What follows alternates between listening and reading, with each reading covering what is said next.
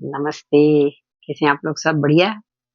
सर्वनामों की श्रृंखला की अंतिम कड़ी में आज हम निजवाचक सर्वनाम को समझेंगे। निज मतलब खुद, है ना? तो जो सर्वनाम वाक्य में आए जो कर्ता है, क्रिया को करने वाले, उनके निजत्व का बोध कराते हैं, मतलब खुद का, अपने आप का बोध कराते हैं, वे निजवाचक सर्वनाम कहलाते हैं। जैसे उदाहरण देखिए, तुम्हें निर्णय स्वयं लेना चाहिए, मतलब तुम्हें निर्णय खुद लेना चाहिए, अपने आप, किसी पर डिपेंड नहीं होना चाहिए, किसी पर निर्भर नहीं होना चाहिए। या क्या रीमा ने खुद होमवर्क किया है या फिर किसी की मदद ली है ना? या फिर शीला ने अपने आप को समझाया, किसी से कुछ झगड़ा हो गया, कुछ बोल दिया किसी ने, तो उसने समझाया अपने आप को कि हो सकता है मेरी भी कुछ गलती हुई हो। ऐसे जैसे लीना ने अपने जन्मदिन पर केक बनाया, अब यहाँ पर अपने मतलब खुद के जन्मदिन पर उसने केक बनाया। फिर आप सभी ने अपने लक्ष्य पा लिए, तो आप सभी ने जो जो अपने टारगेट निश्चित किए हुए थे, वो अपने सबने अपने अपने लक्ष्य पा लिए, टारगेट पा लिए, उस पर पहुंच गया। अब इन सब वाक्यों में क्या है कि क्रिया को करने वाले कोई करता है, कि किसने होमवर्क किया तो रीमा ने, किसने केक बनाया तो लीना ने, ऐसे। परंतु इंपरेटिव सेंटेंस जो होते हैं, उपदेशात्मक या आदेशात्मक, उनमें कर्ता नहीं होता है ना, तो पर वहां पर भी निजवाचक सर्वनाम का उपयोग होता है। जैसे कि अपनी चीजें संभाल कर रखो, या सब अपने अपने घर जाइए। अब यहाँ पर कर्ता कोई नहीं है, कोई क्रिया को करने वाला कर्ता यहाँ पर सब्जेक्ट नहीं है, परंतु जो सामने हैं उन्हें कहा जा रहा है, उनको संबोधित कर कहा जा रहा है कि भाई आप सभी अपनी अपनी चीजें संभाल कर रखिए, खुद की चीजें संभाल कर रखें और सब अपने अपने खुद के घर जाइए।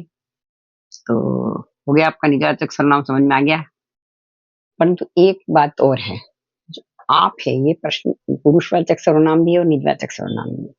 तो फर्क कैसे पता चलेगा, कि प्रश्न पुरुषवाचक है या निजवाचक? देखिए, जैसे माँ आप मेरी चिंता मत करिए, मैं आप ही चली जाऊंगी। यहाँ ये दो आप है, देखिए ये आप और ये आप, अब दोनों में से कौन सा प्रश्न पुरुषवाचक है और कौन सा निजवाचक है? देखिए, माँ आप मेरी चिंता मत करिए, यहाँ माँ को संबोधित किया जा रहा है, माँ श्रोता है, मध्यम पुरुष है, इसलिए ये जो आप है ये पुरुषवाचक सर्वनाम हुआ। और मैं आप ही चली जाऊंगी, मतलब यहाँ वो खुद के लिए कह रही है, मैं खुद ही चली जाऊंगी, अपने आप चली जाऊंगी, तो ये जो आप है ये निजवाचक सर्वनाम है। इसके अलावा एक और सरल उपाय इसको जानने का, जैसे कि वाक्य में जहां भी आप है उसकी जगह आप खुद लिख कर देखिए। अगर वो खुद रख के देखेंगे और वो सही लग रहा वाक्य, मतलब वो निजवाचक सर्वनाम है। और खुद लगाने से अगर वाक्य हमको अटपटा या अजीब सा लग रहा है, गलत लग रहा है, तो मतलब वो पुरुषवाचक सर्वनाम है। देखिए आप, महेश ने आप ही सारा काम संभाल लिया, अब यहाँ आपकी जगह हमने खुद रखा कि महेश ने खुद ही सारा काम संभाल लिया, तो ये वाक्य सही लग रहा है, सही लग रहा है। इसी तरह से आखिर उसने आप ही अपनी गलती मान ली, मतलब आखिर उसने खुद ही अपनी गलती मान ली, ये भी सही लग रहा है, मतलब ये दोनों जो है वो निजवाचक सर्वनाम है। परंतु अब ये वाक्य देखिए, आप क्या लिख रहे हैं, जैसे आप क्या पढ़ रहे हैं, या आप कल हमारे घर जरूर आइएगा, अब इसकी जगह अगर हम खुद लगाते हैं कि खुद क्या लिख रहे हैं, या खुद कल हमारे घर जरूर आइएगा, तो दोनों वाक्य ही हमको बड़े अजीब से अटपटे गलत लग रहे हैं।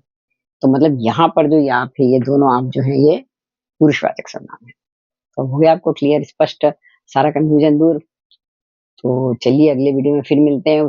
अगर आपको वीडियो उपयोगी लगा हो तो प्लीज आप इसको लाइक, शेयर और सब्सक्राइब जरूर कर दें, ताकि आपके साथियों को, दोस्तों को भी इसका फायदा मिल सके। तो चलिए फिर नए विषय के साथ अगली वीडियो में फिर मिलते हैं, तब तक के लिए नमस्ते, धन्यवाद, बाय।